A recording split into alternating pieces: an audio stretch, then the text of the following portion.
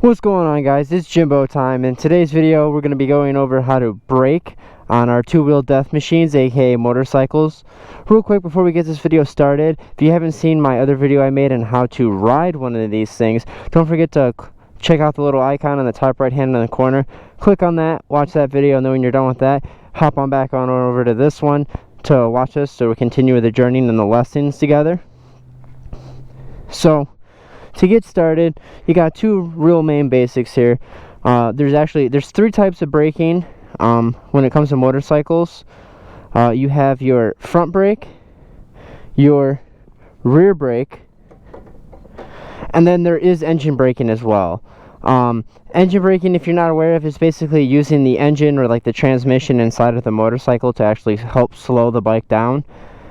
I don't know, or I don't do a whole lot of engine braking myself. I mostly just do a lot of front brake and rear brake, so I'm going to cover that a lot today in detail. I will go over a little bit about what I do know about engine braking as well. So to get things started, again, you want to think of like a ratio, a split ratio, you know, like how we're talking about the clutch in the last video, all the way in being 0%, all the way out being 100%. Same thing kind of goes with your brakes. You want to think of 70% of your braking power to come from your front brake, and then the remainder 30 to come from your rear brake. Again, 70% from the front, 30% from the rear. Braking can kind of be a little bit controversial, because I know some people who they don't use their rear brake at all and they only brake with their front brake, and I also know people who won't brake with their front brake at all and they'll only brake with the rear brake.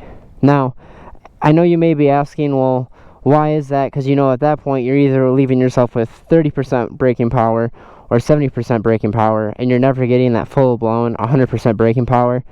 And that's just because the front brake, it can be your best friend or it can be your worst enemy.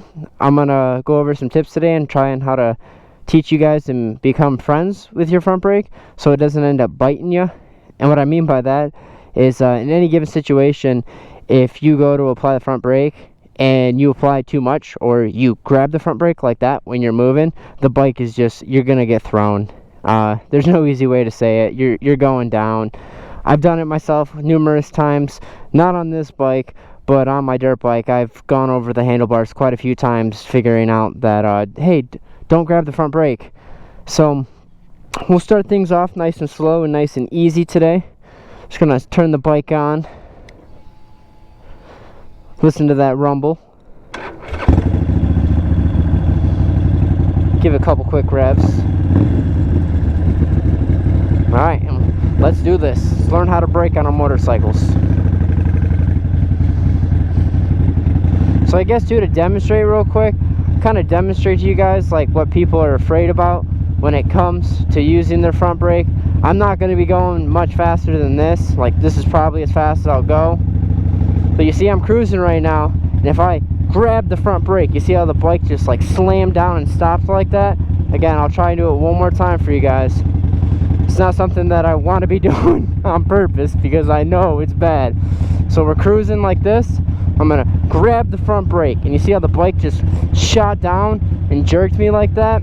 If you're moving at a decent rate of speed, you don't even got to be going fast. You just got to be going a little bit faster. When I was just going, it can get nasty. The bike can throw you right off. But it's also really important to use your front brake because the majority of your braking power comes from your front. And you might be wondering why that is. And the reason why that is you got to think, you only got two wheels here. And what happens is when you apply the front brake, it makes, whether or not it happens a lot, and I'll see if I can get a shot of it. You see my fork tube up there? Now watch, when I apply the front brake, you see how my fork tube moves? How it slid up and then slid back down? What that is doing is it's pushing the tire into the ground, which is, you know, then at that point it makes the tire expand and it gets you more traction, which helps you stop faster. And if I use my rear brake, my tubes don't compress. So that's why you're able to get more stopping power when it comes to braking out of using your front brake versus using your rear. Now, the correct way to brake in most any given situation is a combination of using the front brake and the rear brake at the same time. As such, helps you come to a nice, clean, easy stop. Gonna try not to go all throughout the parking lot today for you guys. I'm not sure if you guys can see it well on the camera, but there's still glass and whatnot all over here, and I'm not trying to ride through that. Don't want to get a flat. So again, when you apply the front and the rear brake, at that point you're able to fully maximize the braking power on your motorcycle. Now, there is engine braking as well, which I did talk about earlier. And basically what that is this: you shift up a gear. So right now I'm in second gear because I'm in a parking lot, so it might be a little difficult. We're gonna have to dodge some of the glass, but so you can be in any gear for this demonstration purpose. I'm gonna be in second. So we're in second gear right now. We're going, and then we're gonna pull in the clutch and let it out. I'm not sure if you just heard the RPMs right there. Increase, and the bike went doo doo doo doo doo. Like that was the engine was slowing the motorcycle down. I don't know much about the scientific as to why it does that. I think it has to do something with the revolutions with the engine.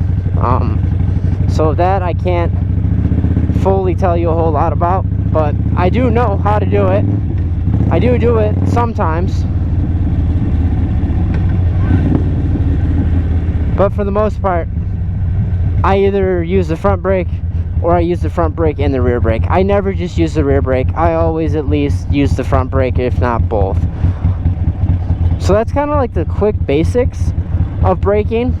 Now, some things we can talk about here is like to keep in mind when it comes to braking is you got a couple parts when it comes to braking, like 3 steps you want to think about. So your first one is perception, and that's basically going to be you like looking up and realizing like, oh crap, I need to brake. The second one is going to be reaction, and that's basically just a reaction, how fast you react to whatever hazard is in front of you, whether it's a car, a pedestrian, a traffic light, or a stop sign or whatnot. And then the third one is going to be the actual braking or whatnot. Now, all of these do apply together to like work with your total stopping distance. So the longer it takes you, to identify and then react to something, the longer it's going to take you to stop. Or the quicker you react, you notice something, and the quicker you react to it, the quicker you're going to be able to stop. So that's part of the reason why braking is so important, and why a lot of people end up getting hurt when using the front brake. Is there are those 3 combinations, they don't have them fully dialed in with each other. And what I mean by that is they'll look up and realize like, oh crap, I need to brake, and their immediate reaction is to just grab the front brake, because they teach you that a majority of your braking power comes from the front brake. So it's just a habit, they just grab it. They grab the front brake, the bike either shoots down like how I showed you guys earlier, or when they hit the brake, the bars turn and lock up and it throws you over the bars. Or if you're in the middle of a turn and you go and hit the brake, the bike just falls over. So it's really important that you guys practice and spend the time learning your braking systems on your bike. Some bikes have ABS, some bikes do not, depending on your make and model of your bike. Basically, ABS just is, your anti-locking. Like, it doesn't allow your brakes to lock up on you, which is kind of handy and whatnot. So I guess too, speaking of brakes locking up and whatnot, something that I'll show you guys here real quick is if you're ever riding and your rear tire locks up, because it will happen sometimes if you apply too much brake pressure on the rear pedal, your rear tire will actually lock up and you'll skid, basically. Like you'll do like a burnout, you'll skid. And what you want to do in that situation is just absolutely nothing. Just, keep the clutch pulled in or whatnot, and then you just got to ride it out at that point. Like they tell you to do that, but if you're ever riding and you go to apply the front brake and you lock your front tire up, it's a lot scarier. This actually happened to me for the first time this year. I locked up my front tire because I wasn't paying attention, and like I said, that's why I'm making these videos, is I want people to learn how to ride motorcycles, because I think motorcycles are a lot of fun and they're really cool, but they are also really dangerous. So that's why I'm taking my time to make these videos for you guys, to teach you guys that way we can become better and safer riders out there. That way we don't expose ourselves to as many risks, or if we do get involved in a risk or whatnot, you know, we're prepared for the situation. We know how to handle and react to it.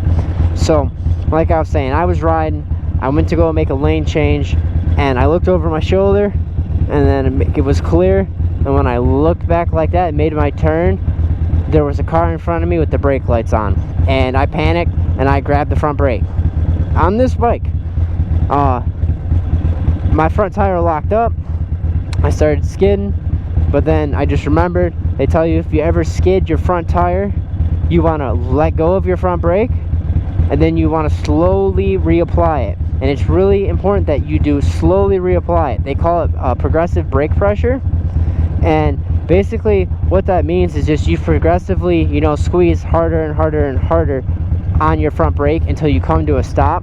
That way you don't have the risk of you going over the bars, because it's not a sudden stop, it's more of a, like, again, a progressive stop.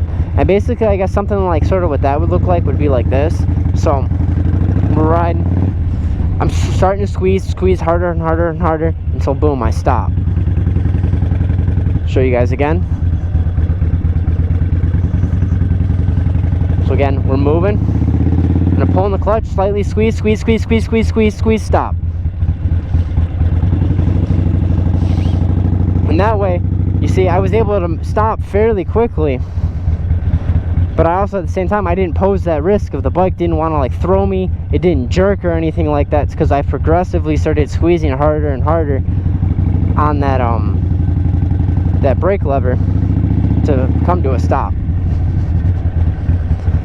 I'll see if I can show you guys what it looks like when you lock up a rear tire. And it's not something I normally do on purpose, so I don't know how well I'll be able to do it. I'm be doing it on purpose, but we're going, and I'm going to slam on the rear brake.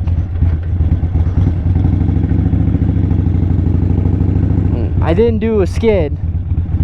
I almost stalled the bike. That was something too, I don't know if you guys know this or whatnot. You can actually apply brakes and not have the clutch pulled in, but you got to watch your idle and your speed, because if you don't have the clutch pulled in and your idles drop too low, the bike will stall on you, and then, you know, you got to pull the clutch back in and start the bike back up. But little fun known fact. So now I guess we'll go over emergency stopping, which progressive brake pressure does apply into some emergency stopping as well. But basically what I mean by emergency stopping is we're going to get going, and we're going to try and get up to like 20 miles an hour. So I'm going to be in second gear, I'm going to be going in a straight line in this circumstance, and I'm going to pull in the clutch, downshift, do progressive brake pressure with my front brake, as well as apply pressure on my rear brake, all at the same time, and it's going to make the bike stop very quick. See if I can demonstrate that for you guys. Going, and here we go.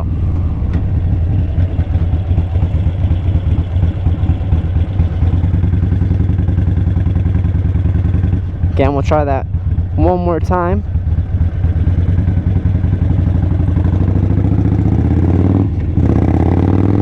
And go. Not sure if you guys saw that or whatnot. I was applying the front brake. I hit that little gravel spot, skidded a little bit, a little scary.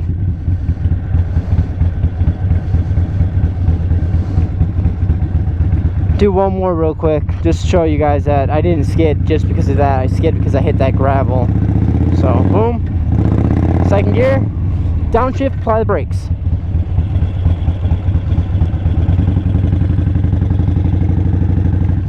So that's some like emergency braking. you guys can practice. Now, you can do that in any gear. Just with me being in a parking lot, I don't need to be in any other gear really besides first and second. Now, if you're out on the roads or the streets, or you're in a bigger parking lot and you can shift into more gears than just second, you know, go ahead, shift into third. I doubt you're going to be able to shift into more gears than third in a parking lot without chugging your motor. But if you're out in the street, you know, you're in third, you're in fourth, or you're in fifth, you know, you got to stop. You pull in that clutch, apply some rear brake pressure, slowly squeeze harder and harder and harder on the front brake, and then just keep downshifting on your gears. And you will stop, and you'll stop real quick too. It's really important that we stay aware of our surroundings and how close we are to other vehicles while we're out on our motorcycles, because again, you know, our bikes, they don't stop as fast as cars do. That's why it's really important to learn these skills. That way you guys can learn how to stop faster and faster, and also learn how to stop safer and safer. That way, again, we don't end up rear-ending anybody or ended up dropping our bike, whether it's in the middle of a turn or going through an intersection or skidding on some gravel or whatnot like I did up there. You know, it's really important to spend the time to learn these skills. If any point during this video you guys have found any of these tips helpful and whatnot, please hit the like button, subscribe to the channel, comment if you want. It really does help. You know, I want to keep making videos for you guys. Like I said, I got a passion about motorcycles. Been riding for about a year and a half now. I absolutely love it. I want to keep on riding. I'm still going to keep on riding, but I just thought it'd be cool for me to be able to make some videos for you guys and share my experiences, and also try and teach you guys things, because there was one point in my life too where I didn't know how to ride a motorcycle, and it almost seems like a normal day thing now for me to go out and ride a motorcycle. So just to think that at one point in my life, like, I didn't know how to do this. And I'm sure at some point there's other people who are like that, who are like wanting to get a bike or into motorcycles, but they don't know how to ride a bike or how to get a bike or anything like that. And so, you know, these are like, you can do it. Just keep on practicing, keep on working at it. You know, you're gonna get it. Anyhow, guys, thank you guys for tuning in this week. This has been Jimbo time. I'll see you guys next week. Peace.